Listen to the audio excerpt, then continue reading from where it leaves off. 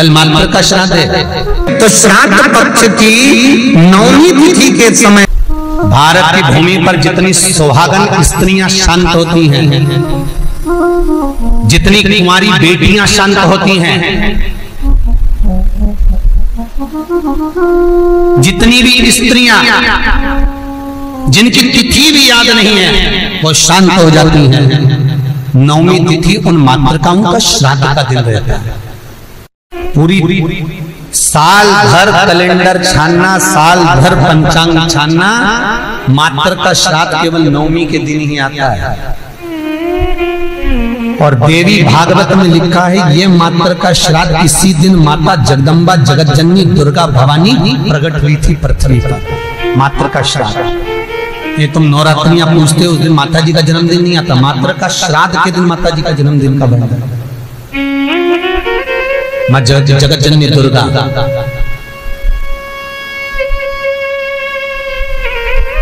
मात्र का श्राद्ध किसी ने कृष्ण किया है, वो हम लिखकर लेकर आए हैं कि महाराज श्राद्ध पक्ष में हमें किसको भोजन कराना चाहिए। ऐसी कोई पुराण नहीं जिस पुराण में लिखा है कि स्त्री मरे तो स्त्री को ही भोजन करा। बहुत ध्यान देना महाराज कथा। श्राद्ध पक्ष में कोई विडो स्त्री मर गई, कोई विधव नारी मर गई, विधवा स्त्री मर गई तो किसी विधवा को भोजन करा। कोई स्त्री चली गई तो उसकी जगह स्त्री को भोजन करा। आप चाहे मार्कंडे पुराण उठा लो, मनुस्मृति उठा लो, व्याघ्र स्मृति उठा लो, किसी भी पुराण में किसी भी शास्त्र में ये नहीं लिखा कि श्राद्ध का भोजन आप स्त्री को कराओ। हर पुराण में एक ही बात लिखी है कि ब्राह्मण वो जो पूजन करता हो, ब्राह्मण वो जो गायत्री करता हो, ब्राह्मण वो जो भगवत भजन करता हो, ब्राह्मण वो जो मंत्र का जाप करता हो, ब्राह्मण वो जो नित्य प्रति संध्या करता हो, ब्राह्मण वो जो मंत्र का स्मरण करता हो, वेद और पुराण का ज्ञाता हो, ब्राह्मण वो जो भगवान की सेवा में तल्लीन रहता हो, ब्राह्मण वो जो कंधे पर जनेऊ धारण करता हो, ब्राह्मण वो जो मस्तक पर त्रिपुंड धारण करता हो, ब्राह्मण वो जो जिसके मुख से गायत्री का नित्य प्रति स्मरण होता हो, उसको भोजन कराने का श्राद्ध में हक है। अब ये भी समझ लो कि अगर स्त्री मरी तो स्त्री के श्राद्ध में क्या स्त्री को ही भोजन कराना चाहिए? तो शिव महापुराण, गरुड़ पुराण, गर्ग संहिता, वराह पुराण, ये सारी पुराणें वर्णन करती है कि स्त्री को आप भोजन करा रहे हो। स्त्री क्या वेद पढ़ती है? स्त्री क्या गायत्री करती है? स्त्री क्या संध्या करती है? स्त्री क्या उपासना करती है? नहीं। अगर उस स्त्री के लिए भी आपने ब्राह्मण को भोजन कराया तो भोजन करेगा तो गायत्री करेगा, संध्या करेगा, उससे उसको भाग हमारे पूर्वजों को प्राप्त होगा। इसलिए ब्राह्मण भोजन की महत्वता करते हैं। फिर दूसरा क्रम कहा गया, मान लो अगर कोई सौभाग्यवती नारी चली गई, सुहागन स्त्री चली गई, कोई पति के साथ सती हो गई, कोई ऐसी स्त्री गई है तो स्पष्ट कहा गया है महाराज, हमारे यहाँ मनुस्मृति में कहा गया कि अगर कोई सौभाग्यवती नारी चली जाती है तो उसको केवल स्त्री को भोजन नहीं कराना है, उसके साथ उसके पति को भी भोजन पर बुलाना है, तब भोजन के श्राद्ध का भाग प्राप्त होता है। नहीं तो वो स्त्री जिसका तुमने श्राद्ध करा है, केवल एक नारी को सौभाग्यवती को बुलाकर भोजन करा दिया, साड़ी दे दी, चूड़ी दे दी, बिंदी दे दी और वो चली गई, तो वो नारी साल भर में स्वप्न में पूरे घर को दिखेगी, जरूर कभी भी दिखेगी, पर दिखेगी ये पक्का। अब कहोगे महाराज हमने तो श्राद्ध में माता जी का भोजन भी कराया था, स्वागन गई थी तो हमने तो एक लेडीज को भोजन भी कराया, वो स्त्री का भोजन कराया, अकेली को भोजन कराया, उसके साथ में उसके पति को नहीं बुलाया। अगर पति आता, दोनों अखंड भाव से भोजन करते तो फिर वो स्वप्न में नहीं देखती, आशीर्वाद देकर जाती, क्योंकि उसकी अकेली को तुमने भोजन कराया है, अकेली। मनुस्मृति कहती है सुहागन स्त्री का जब श्राद्ध आता है तो उसके पति को भी जोड़े पर भोजन करने बुलाना चाहिए, अकेले नहीं। भारत की भूमि पर जितनी सुहागन स्त्रियां शांत होती हैं, जितनी कुंवारी बेटियां शांत होती हैं, जितनी भी स्त्रियां जिनकी तिथि भी याद नहीं है वो शांत हो जाती हैं। नवमी तिथि उन मातृकाओं का श्राद्ध का दिन रहता है। अगर ज्यादा रोग है, बीमारी है, तो श्राद्ध पक्ष की नवमी तिथि के समय पर केवल बड़ के पत्ते के ऊपर, बड़ का जो पत्ता होता है, बड़ वृक्ष का पत्ता, उस पर काली तिल और जौ 21 बार उतार कर, जो व्यक्ति बहुत बीमार पड़ा रहता हो, कोई ना कोई बीमारी उसको घेरी रहती हो, तो बड़ के पत्ते पर काली तिल और जौ, काली तिल और जौ रख कर पितरों का स्मरण कर कर नवमी तिथि के दिन 21 बार उतार कर बहते पानी में डाल दो या पीपल के पेड़ के नीचे रख दो, बीमारी समाप्त हो जाएगी, रोग नहीं घेर सकता। अगले श्राद्ध तक लिख कर रखना कि किस तारीख को करा, किस तिथि को करा, अगली तिथि तक जानना, आपको रोग नहीं आएगा, बीमारी नहीं आ सकती, कष्ट नहीं।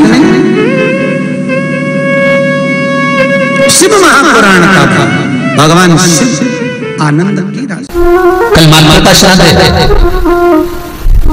काली तिल, काली मिर्ची, 7 लौंग, केवल ये हथेली में रखकर अपना नाम और गोत्र बोलकर अपने दरवाजे से बाहर निकलकर किसी भी शंकर के मंदिर को समर्पित करिए। शिव पे नहीं चढ़ाने दें तो शंकर की चौखट पर रखें। महाराज घर में कभी क्लेश नहीं होगा, बिल्कुल शांति, सहजता, प्रेम आपस।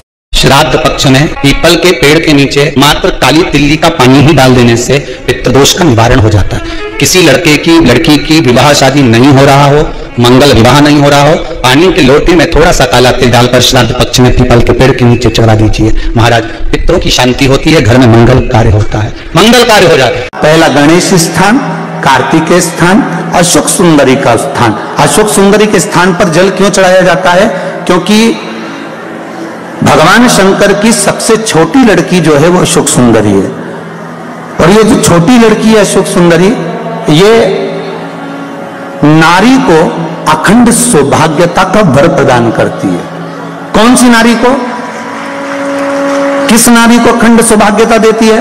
तो महाराज शास्त्र कहता है जिस नारी के भाग्य में लिखा होता है कि इसको वैधव्य होना है, इसके पति को समाप्त होना है, अगर वो नारी अशोक सुंदरी वाली जगह पर जल चढ़ा देती है तो पति पर अगर काल भी मंडरा रहा होता है तो मां अशोक सुंदरी महाकाल से कहकर काल को टाल देती है। वो अशोक सुंदरी का डब्बी में आप सोने की अंगूठी रखते हो, जिस डब्बी में आप सोने की लौंग रखते हो, जिस डब्बी में सोने का कोई सामान रखते हो, उसमें चांदी नहीं रखी जाती। किस किसने सुन रखा है? कभी सुना होगा, आप लोगों के स्मरण में होगा कि सोने की जो डब्बी होती है उसमें चांदी नहीं रखते, मतलब चांदी के साथ सोना नहीं रखा जाता। सोने के साथ चांदी नहीं रखी जाती, चांदी के साथ सोना नहीं रखा जाता। अर्थात जिस डब्बी में सोना रखाता है और जिस डब्बी में उसी में चांदी रख दी जाती है, और स्त्री या पुरुष उस सोने को अपने शरीर पर धारण करता है या उस चांदी को अपने शरीर पर धारण करता है, उसकी आयु क्षीण होती चली जाती है। मेरे शंकर भगवान को 1 लोटा पानी, 1 कलश जल चढ़ाते रहिए। हाँ, बीच बीच में अगर ज्यादा तकलीफ आए तो चंदन, लाल चंदन उसमें डालकर चढ़ाओ। लक्ष्मी की कमी आए, कमलगट्टा डालकर चढ़ाओ। रोग ज्यादा घेर रहा हो तो काली तिल चढ़ाकर चढ़ाओ। और ज्यादा तकलीफ बीच में आ रही हो तो शमी पत्र चढ़ाने के बाद फिर जल चढ़ाओ। कभी शमी पत्र चढ़ाकर आप जल चढ़ा दो, कभी बेलपत्र चढ़ाने के बाद जल चढ़ा दो। बीच बीच में प्रयोग करते रहना चाहिए। इन तरह से मरे हुए व्यक्ति का मोक्ष नहीं है।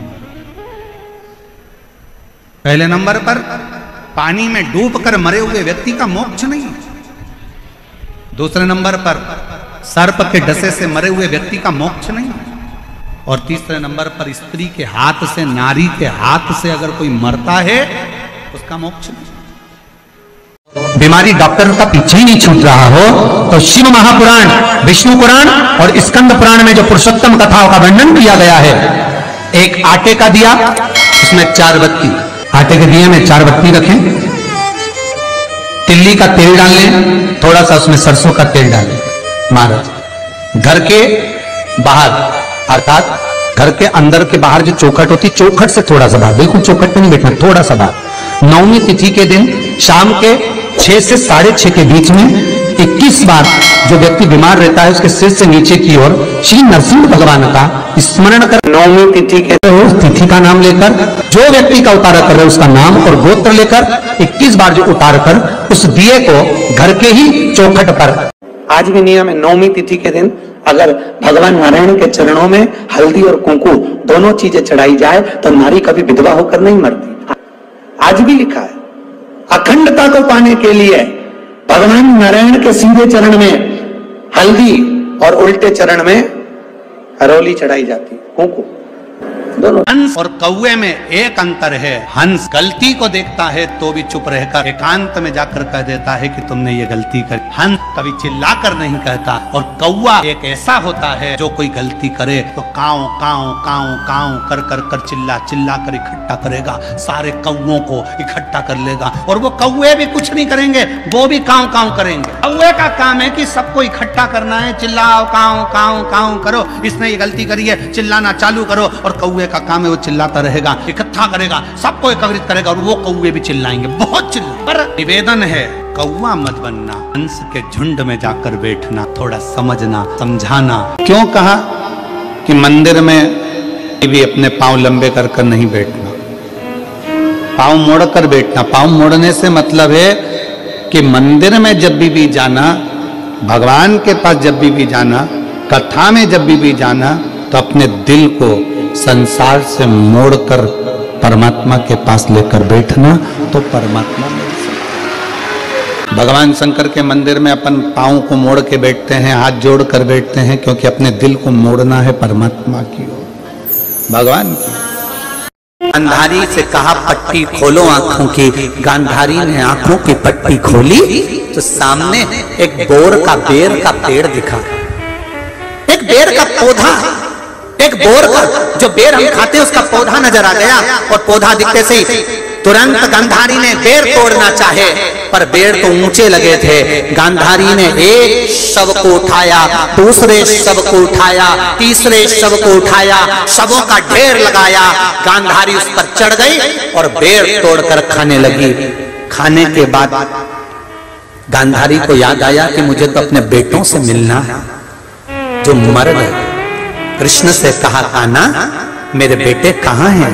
कृष्ण कहते हैं, गांधारी काकी, जो आपके पांव के नीचे मसले जा रहे हैं ये आपके बेटे ही हैं। गांधारी कहती है, मेरे बेटों की ये दशा कैसे हो गई? मैंने कोई पाप नहीं करा, मैंने कभी कोई गलत कर्म नहीं करा, फिर ये दशा हुई कैसे है? भगवान कृष्ण ने कहा, गांधारी काकी, पूर्व समय में तुमने 100 केचुओं को मलवाया था, वो 100 केचुए आज आपके सामने मले हुए पड़े हैं। जैसा दूसरे के साथ करोगे वैसा भोगने के लिए तैयार है। व्यस्त हो तो समझ लो कि सबसे ज्यादा मस्त हो। आप व्यस्त हो तो समझ लो कि सबसे ज्यादा जम के बोलो जरा, मस्त हो। और आप किसी की खुशियों को देखकर त्रस्त हो तो समझ लो काय के मस्त हो। किसी की खुशी देखकर, कोई अच्छे पद पर बैठ गया, कोई अच्छी कुर्सी पर बैठ गया, कोई अच्छे पद पर पहुंच गया, कोई अवधि पर पहुंच गया, कोई बहुत अच्छा काम कर लिया, किसी ने बहुत अच्छा कार्य कर लिया, और उसको देखकर आप अंदर ही अंदर से त्रस्त हैं, तो फिर काय के मस्त है, काय। इसलिए शिव महापुराण की कथा कहती है कि भगवान से प्रार्थना करा करो कि मुझे व्यस्त रखना। अगर मैं व्यस्त नहीं रहूंगा तो लोगों की अवगुण देखूंगा, लोगों के गलत गलत भाव देखूंगा, अच्छाई नहीं देख पाऊंगा। इसलिए मुझे व्यस्त करते हुए श्री शिवाय नमः तुभ्यं को 5 बार हम लोग पुकारते। 5 बार क्यों? शिव महापुराण के बीच में जब स्तुति करी जाती है, आंख बंद कर कर बैठा जाता है, भोला सब दुख काटो मेरा, तब बोला जाता है। तो 5 बार श्री शिवाय नमः तुभ्यं की गर्जना क्यों करी जाती? क्योंकि इतने जो भक्त आते हैं, इनके जितने दुख हैं, तकलीफ हैं, कष्ट हैं, परेशानियां हैं, चाहे हमारी हो चाहे तुम्हारी हो, जब हम उच्चारण 5 बार करते हैं तो ये शब्द हमारे शिव पंचायत में पहुंच जाते हैं। कहां पहुंचते हैं? शिव पंचायत। शिव पंचायत में कितने देवता हैं? 5। शिव पंचायत में 5 देव, 5 देव। और शिव पंचायत के अंदर जो 5 देवता हैं, भगवान शिव, दुर्गा भवानी, श्री गणेश जी महाराज, भगवान सूर्य नारायण और भगवान विष्णु, भगवान नारायण, भगवान नारायण, ये शिव पंचायत के 5 देव हैं। ये भाव प्रकट होता है कि जब हम भगवान शंकर का 5 बार भगवान शिव का नाम लेते हैं, 5 बार उच्चारण करते हैं, श्री शिवाय नमस्तुभ्यं, श्री शिवाय नमस्तुभ्यं, श्री शिवाय नमस्तुभ्यं, श्री शिवाय नमस्तुभ्यं। हम और आप 5 बार जब उच्चारण करते हैं तो हमारा वो उच्चारण करा हुआ शब्द मंत्र शिव पंचायत के अंदर चला जाता है। और जिसने भले आस्था चैनल के सामने बैठकर बोल रहे हो, चाहे नंबर में 5 बार भी आपके मुख से श्री शिवाय नमस्तुभ्यम निकल गया और तुम्हारा कोई दुख है तो वो शिव पंचायत में जाता है और भगवान शंकर की वो पंचायत में हमारे दुख को काटने की तुरंत अपील लग जाती है और हमारा दुख अपने आप कटना प्रारंभ हो जाता है, अपने आप। शिव पंचायत में बुरी है। घर के अंदर धूप छोड़ने के बाद पितृपक्ष में 16 दिन जिस घर में धूप छोड़ने के बाद हाथ की अंजलि में जल लेकर नहीं छोड़ा जाता था, केवल धूप छोड़ दी और अंजलि में से पानी नहीं छोड़ा गया। गाय को श्राद्ध पक्ष में रोटी निकालकर खिला दी, थोड़ा सा जल गाय को नहीं दिया गया। कौवे को रोटी दी गई, कागा को भोजन दिया गया, जल नहीं छोड़ा गया। ब्राह्मण को भोजन कराकर उसको जल नहीं दिया गया। तो इस महाशनि का काम क्या था? श्राद्ध पक्ष में पितरों को जो भाग मिलता था, देवताओं को जो भाग मिलता था, पितृ पक्ष में पितरों को जो भाग मिलता था, जिसमें जल नहीं छोड़ा जाता था, उस भाग के उस घर की 71 पीढ़ी का पितरों का हिस्सा ये महाशनि अपने खाते में ले लेता था और उसको अपने पक्ष में रख लेता था। तो पितृ उससे तरसते थे, उस भोजन के लिए तरसते थे। अब जरा विचार करिएगा, वैसे तो आप लोग सब समझदार हैं, वैसे तो आप लोग सब अगर धूप छोड़ते होंगे तो जल जरूर छोड़ते होंगे। बोलो सही है, देते हो ना जल? अगर अग्नि में तुमने थोड़ा सा भाग दिया है तो वहां पानी का छोड़ना जरूरी होता है, जल का छोड़ना जरूरी होता है। जल नहीं छोड़ा तो वो भाग महाशनि के खाते में चले जाता है, जल नहीं छोड़ा तो वो भाग महाशनि के पास पहुंच जाता है, महाशनि के खाते में। अब महाशनि उस भाग को एकाग्रित करता गया। जब उसने बहुत सारा भाग एकाग्रित कर लिया तब उसने देवताओं पर आक्रमण कर दिया। जब महाशनि के पास में जब बहुत सारा भाग आ गया तो उसने आक्रमण कर दिया। आक्रमण करा, जैसे आक्रमण किया तो देवलोक पर अपना कब्जा जमाने लगा, इंद्रलोक पर अपना कब्जा जमाने लगा। महाशनि ने आक्रमण करते सब जगह पर अपना कब्जा जमा लिया। महाशनि का काम क्या है? महाशनि का कर्म क्या है? अगर वो धूप छोड़ने के बाद पानी नहीं डलता है, जल नहीं दिया जाता है, पितरों को जल नहीं प्रदान किया जाता है, तो वो भाग जो महाशनि लेता है उसका स्थान हमारे घरों में भी बनता चले जाता है। उससे होता क्या है? तो कहा गुरुजी, देव पितर शिव महापुराण की कथा कहती है, घर में मान लो 1 रुपया कमाकर लाया जा रहा है, घर के अंदर यदि 1 रुपया आ रहा है तो सवाया खर्च हो रहा, घर में धन दिख नहीं रहा, एक जरा सा बर्तन रखा है उसके पीछे घर में विवाद हो रहा है, तो समझ लो ये महाशनि का भाव प्रबल हुआ। घर में बच्चे, एक बेटा बीमार हुआ, एक बच्चा बीमार हुआ ठीक हुआ, दूसरा बच्चा बीमार हुआ ठीक हुआ, तीसरा बच्चा बीमार हुआ ठीक हुआ, छोटे बीमार होते होते बड़े बीमार होने लगे, एक बीमार पड़ रहा है एक ठीक हो रहा है, समझ लो महाशनि का प्रभाव है। मतलब तुमने कि तुम्हारे घर में अगर 4 बेटे हैं 3 बेटे हैं, उन्होंने धूप तो छोड़ दी पर किसी ना किसी ने जल देने से उसको जल प्रदान नहीं करा। गाय को रोटी तो श्राद्ध पक्ष में दे दी पर जल नहीं दिया गया। गाय को अगर रोटी देने जा रहे हो तो थोड़ा सा बाल्टी में पानी भर कर ले जाओ, अगर बाल्टी में भी पानी नहीं ले जा सकते थोड़ा सा जल उसके मुख पर जरूर देना चाहिए कि वो जल का आचमन कर ले। कौवे को अगर भोजन दिया है, कागा को अगर भोजन दिया है, थोड़ा सा जल का भाग भले कटोरी में भर कर ले जाओ और छत पर थोड़ा सा भाग जल का छींटो, पर छींटना जरूर है। श्राद्ध पक्ष में वृषकपि अवतार का महत्व क्या है?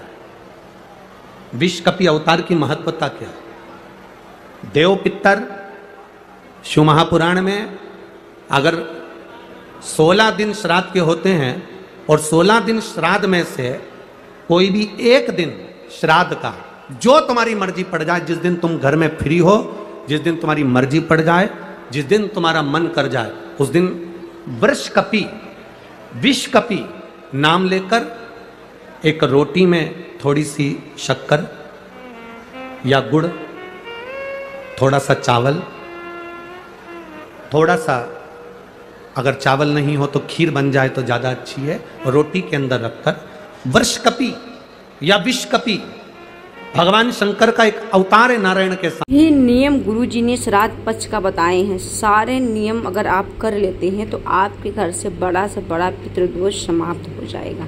मात्र नवमी के दिन किस तरह महिलाओं की मृतक महिलाओं की विदाई होती है, कैसे ब्राह्मण की भोजन कराया जाता है, सब चीज़ गुरुजी ने बताया है। तो आप लोगों को ये वीडियो अच्छा लगा हो, आप लोगों के लिए उपयोगी हो तो वीडियो को लाइक कमेंट शेयर कर दीजिएगा। चैनल पर नए हैं सब्सक्राइब कर लीजिएगा। हर हर महादेव। श्री शिवाय नमस्तुभ्यम।